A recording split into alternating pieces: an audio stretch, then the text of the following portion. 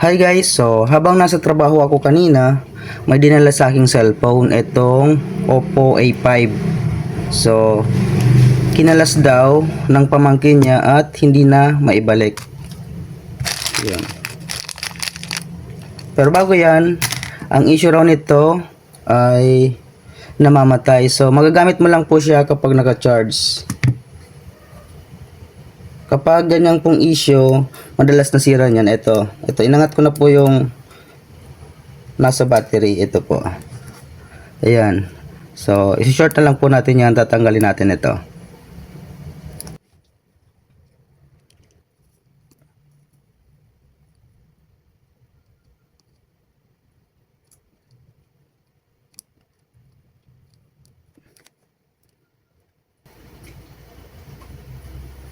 So, ayan. Tanggal na po natin yung pinaka fusible resistor po niya. So, ayan. So, magji-jumper na lang po tayo dito. Dahil nga wala tayong available nito. Pero okay lang naman kahit i-jumper lang at hindi na tayo magpalit nito.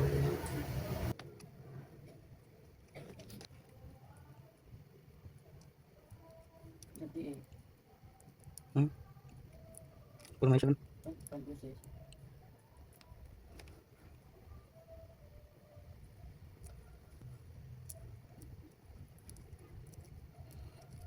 Okay, subukan po nating i-on kung dediretso na.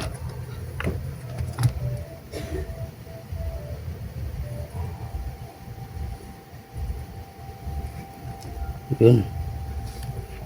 So, kanina logo tapos mamamatay.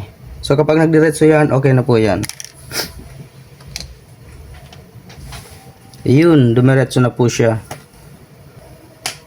So, shoutout nga pala sa nagdala sa akin nito kanina. Si Ma'am Eileen Rellores ng Paul Baligao City. So, shout out sa iyo. Yun, okay na po siya. So, ayan. Okay na po siya. Hindi na po siya namatay. Okay.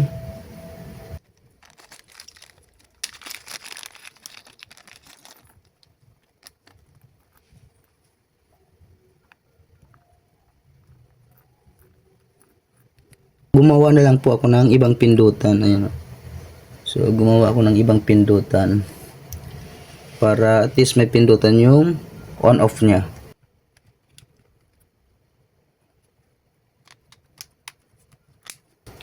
Gumagana naman yung pindutan natin. Ayan. So, medyo matigas nga lang kasi nga sa ibang cellphone ko yan. So, pinutol ko lang.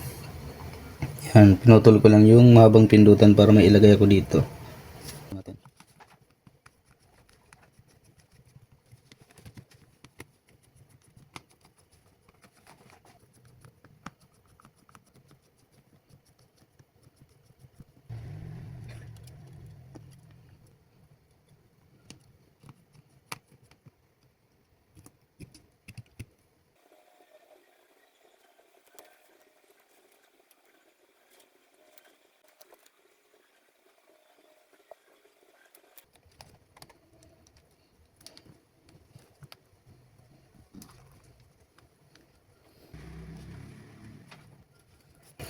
Okay.